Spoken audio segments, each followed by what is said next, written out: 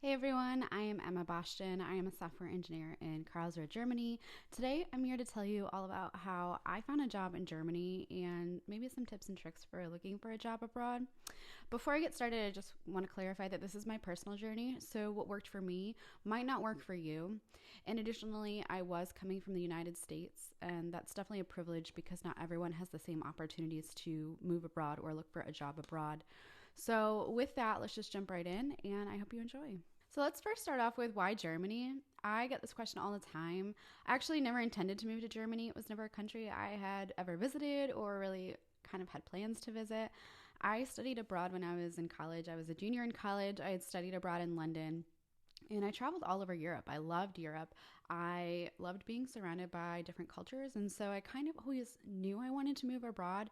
I was a little scared to do that, especially moving to a foreign country where I didn't speak the language. So, yeah, I never intended to move to Germany. When I was working at IBM in Austin, Texas, so after I graduated college, I moved down to Austin, Texas for 3 years where I worked as a software engineer. And during that time, I met a guy on my team who was also a software engineer, and we just really hit it off. And so we ended up getting engaged, and I moved over to Germany for him. But before that, I was looking for a job. I did not want to move to Europe without a job. I actually needed visa sponsorship anyway. I couldn't just get like a marriage visa. So I ended up looking for a job, and this is kind of my journey to doing so. So before I jump in and kind of tell you the process of actually applying for my visa, let's quickly talk about the interview process. The tech interview process is not fun. I am sure all of you can attest to that. And in Europe, at least from my experience, I've only actually applied to, well, I've applied to jobs in other countries, but I guess the majority of my experience comes from Germany specifically. And in Germany specifically, the interview process was very, very similar to how it is in the US if you're from the US. So I started off with a recruiter call on the phone. And just keep in mind that when you have these interviews, if you're in the US, for example, and you're interviewing in Europe, your interviews are going to be really early in the morning, probably because their day is 6, 7, 8 hours ahead of yours. So I had a very early call. I think I spoke to the recruiter at 6 a.m. So we talked about the role. We kind of discussed the possibility of moving to Germany, why I wanted to move. A lot of companies asked me why, which is completely valid. And I think they wanted to know that if they took a chance on me, it would pay off. Like I wasn't just moving over here for fun or to become like a digital nomad. I actually had roots that I was going to be planting in Europe. So for me, it was a little bit more solid. So if you are going to move abroad, you're going to get that question and just be prepared to kind of answer it honestly. Don't lie to them, just be honest. But be aware if you're only looking for 6 months to a year role, likely they're not going to invest in you. So I had my phone interview and that went quite well, and she told me she wanted to move me on to the next round. So after the phone interview, I had a take-home challenge. Did I have a take-home challenge before or after? Okay, so it's been a while, so I can't remember if my take-home assessment was before or after my coding interview, but I think it was before. So I had a take home challenge. It was a very appropriately sized task. So my current role gave me a very appropriately sized take home challenge, which was to build a to-do application. Very simple. You've probably seen it on, 1,000 job interviews. I ended up coding mine with vanilla JavaScript, which kind of was a gamble. Actually, up until this point, I had done all of my take home challenges in vanilla JavaScript. And in all honesty, my JavaScript was not where it needed to be. I got lucky. I'm not going to lie. So I did my take home challenge. I built it all in JavaScript. That's a whole other video about how to do a take home challenge and do it well. Uh, but anyway, I completed that and I sent it back off to them. And after they received it and they kind of went through, they, compiled their feedback for it, I met with a hiring manager. I believe this came after, but I'm not positive. So I met with a hiring manager. He was also an engineer, and so he was able to interview me. So we kind of just talked about like me a little bit. You do those introductions, and then he gave me some coding challenges. We like coded together in real time. It was not in a Google Doc. I can't remember what platform was used, but it might have even just been the browser console. I think we just coded in like the Chrome browser console, and I shared my screen. I ended up interviewing in the GoToMeeting application. So like the product I was interviewing for, we like used for my interview, which was kind of cool. So I had the coding challenge. It was all pretty standard.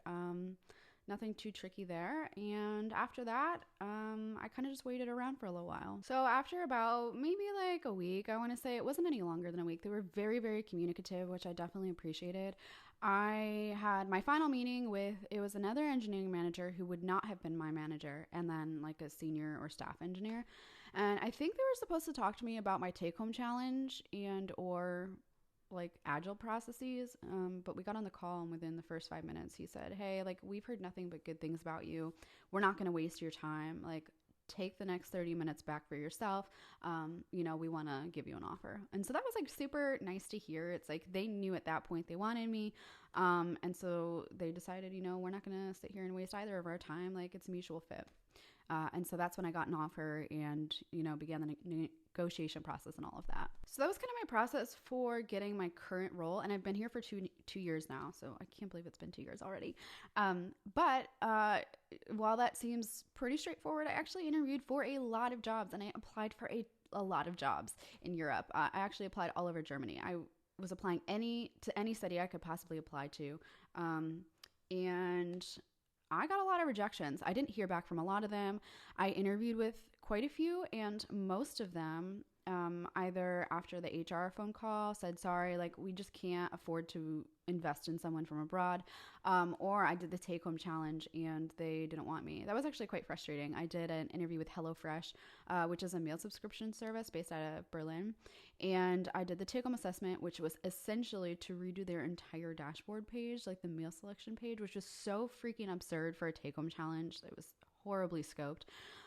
I worked really hard on it. I mean, I took so many hours, and they came back and were like, we actually really wanted to see you use a specific JavaScript framework. We wanted you to use React. And I'm like, well, you could have told me that in the specifications, because I specifically asked you if there was anything I needed to use. And so that was kind of frustrating for me. It's like, spend all this time working on this take-home challenge, and then you come back and say, oh, we actually wanted to see this. I'm like, well, you didn't tell me that. So I did get a lot of rejections. I got a lot of people saying, we don't have the budget to invest in relocating someone from abroad, and or we can't sponsor your visa. And that's just, it's something you have to kind of be aware of. So while this current job, the process with them was very streamlined and quite straightforward, it took a lot of interviews and a lot of applications to get here. So I get the question a lot, did you know German before moving? And I knew about the amount of German that a preschooler would know, or I just took some basic lessons on Duolingo. I really didn't know anything. It did help that I was moving here to be with a native speaker, a native German, and that definitely helped. The nice thing was that my company, Log Me In, is an American company, and so that definitely helped me integrate, because we speak English at work. And actually, my current team, we have 6 different nationalities out of 10. So it's very diverse in terms of culture. And that definitely helped me a lot. If you are an American looking for a job abroad, perhaps look for an American company that has offices abroad. It's going to be really easier. It's really easier. It's going to be easier for you to integrate into the culture. And likely they will take a chance and invest on you. More so than a company that's purely German, where you would actually have to speak German in order to get a job. So where did I actually look for a job? This actually was a little trickier, because I was used to using Indeed and Monster for job searching, but I believe those are primarily domestic US. So I actually had to figure out where to go to look, and LinkedIn Jobs ended up being, I believe LinkedIn Jobs is the place where I found all the roles that I had applied to. They're very good for global job searching. There are also some global jobs on Glassdoor as well. But if you're looking for a job in Germany specifically, I know Zing is a very popular site here. I'm not sure if that's all of Europe or if it's just Germany. I think Honeypot.io is another job searching platform in Germany. So, I'll link all of those in the description. But yeah, you're going to have to look on some other job searching sites, and just be aware some of those might actually be in a foreign language. A lot of the applications and a lot of the platforms are actually in German, which made it a little bit more challenging to look for a job. One thing you should be aware of when moving abroad is that your salary expectations need to be adjusted. So for reference, after graduating college, I moved down to IBM in Texas, and I was making $72,000 straight out of college, which is extremely high. I am very aware of that. By the end of my 3 years there, I think I had gotten a small raise, and so I was making about $75,000 a year. Now, that being said, the cost of living is much higher. I had a car payment. I had an $1,800 a month apartment, so it was definitely an adjustment.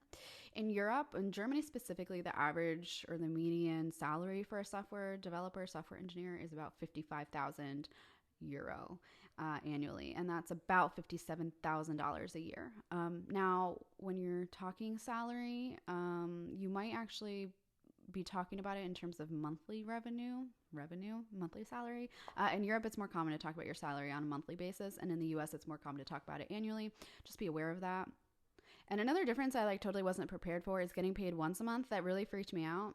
In the US, we get paid bi-monthly, so every 2 weeks. And in Germany, I don't know if it's all over Europe or just Germany, but in Germany, we get paid once a month. And so that was a huge adjustment for me. Plus, the taxes were much higher. I think I pay like 40% of my income to taxes in Germany, which is a whole other story.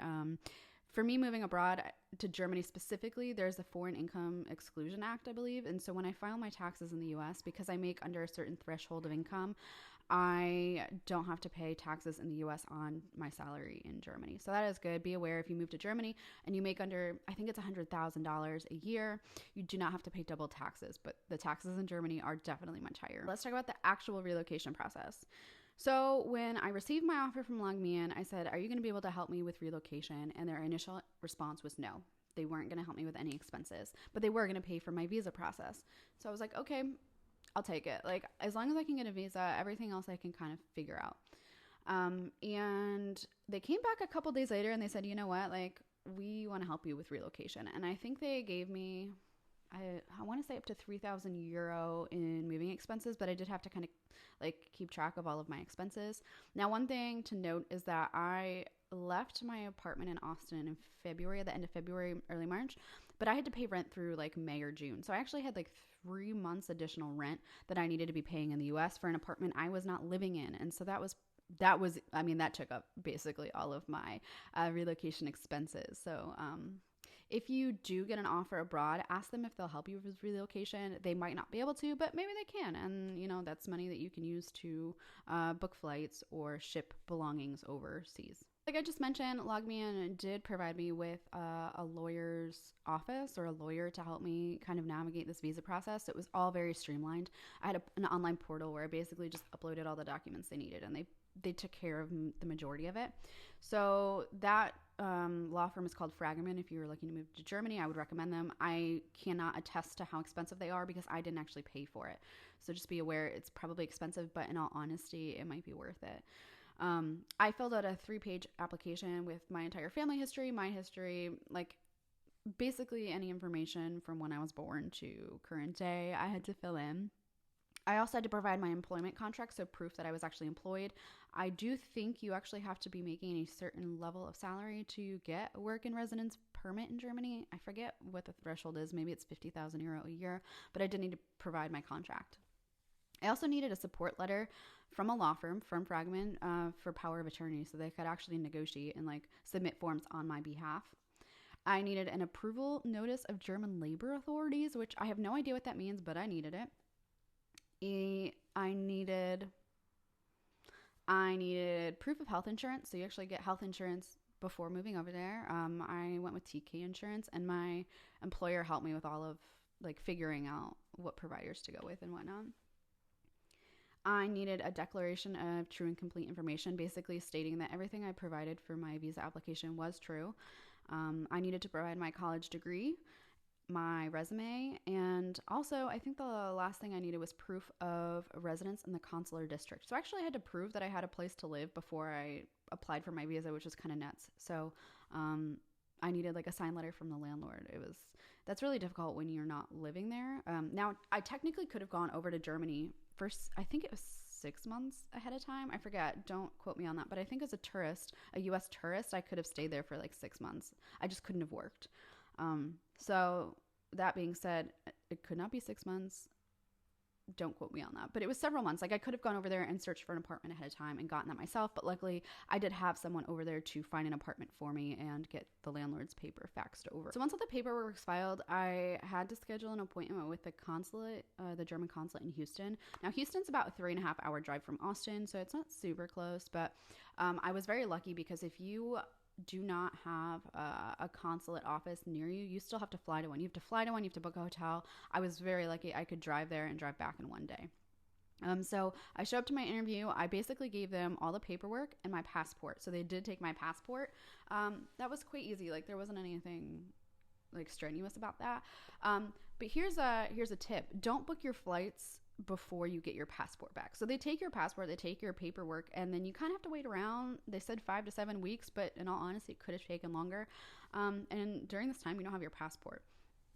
I had already booked my flights. Like I was recommended not to do this, and I did it anyway. I booked my flights ahead of time, and it got to the point where it was like 3 days before I'm supposed to fly to Germany, and I still didn't have my passport, and I was freaking out.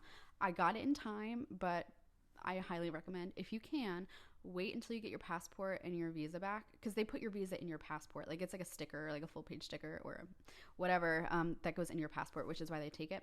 So make sure you get that back before. And I did, luckily, and I was able to get my flight over to Germany.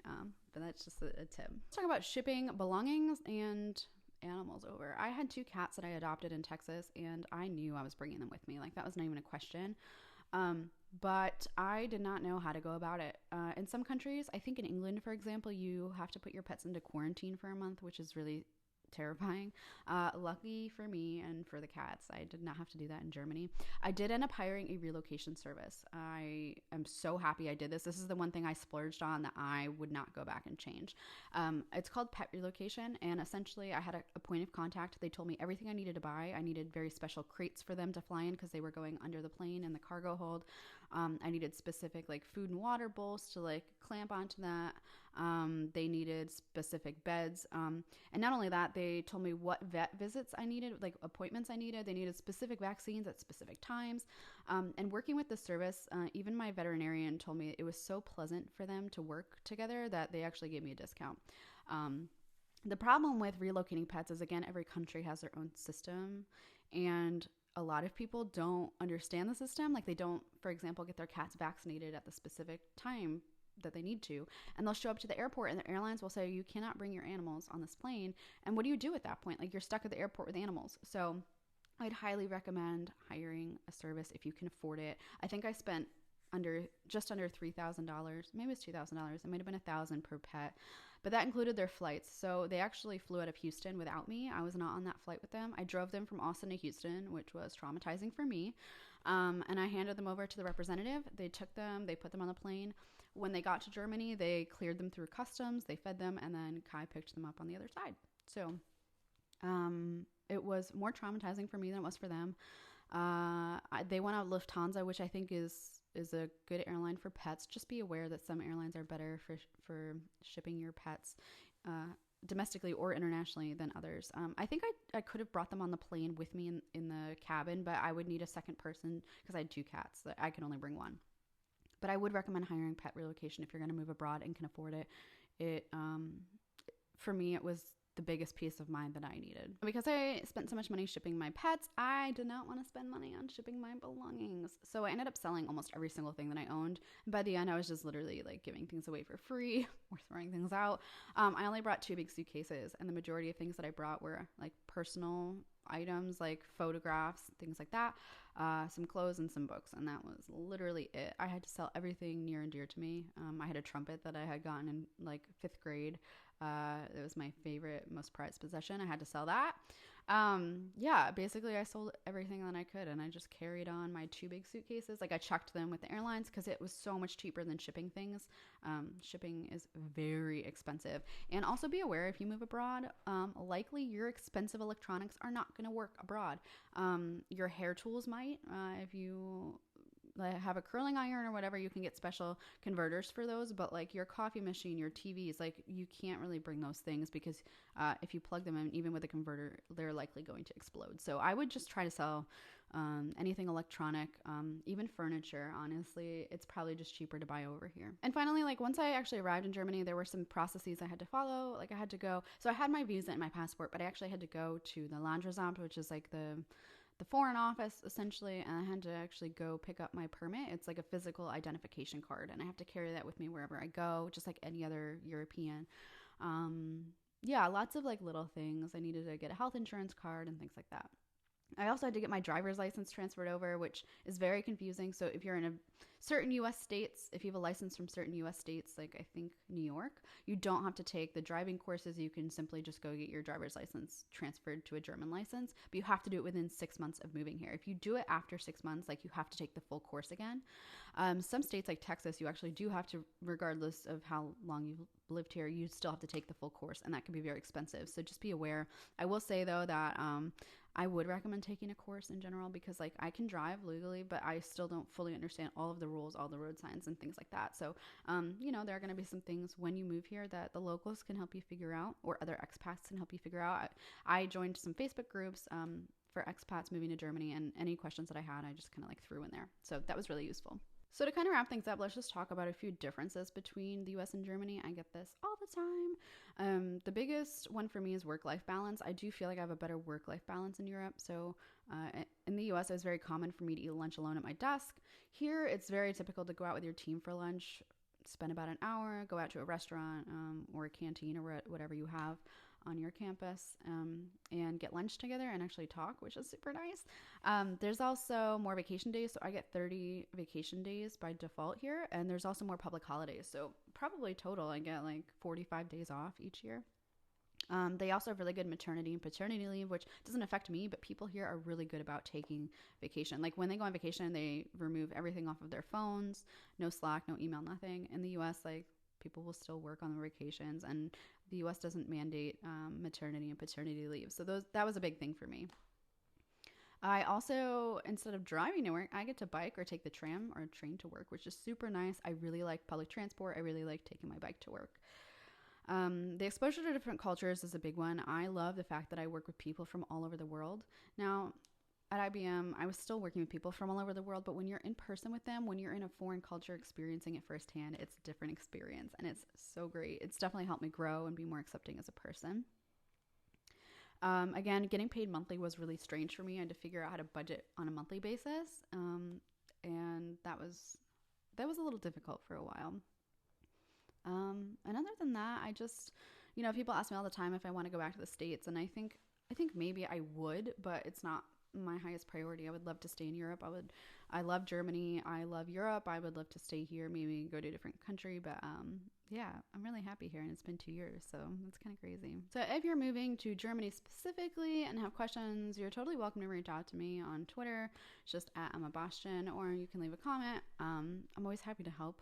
I know moving abroad is terrifying, and I had 1,000 questions and wish that I had someone to talk to about it when I was thinking about moving, or when I was moving. I would say if you have an offer to move abroad, I would definitely say entertain that idea. Even if you have a family, it could be really hard to pull them out of school, but in all honesty, getting exposure to different cultures and being more accepting of other people is pretty invaluable. Even if you just come for like 6 months.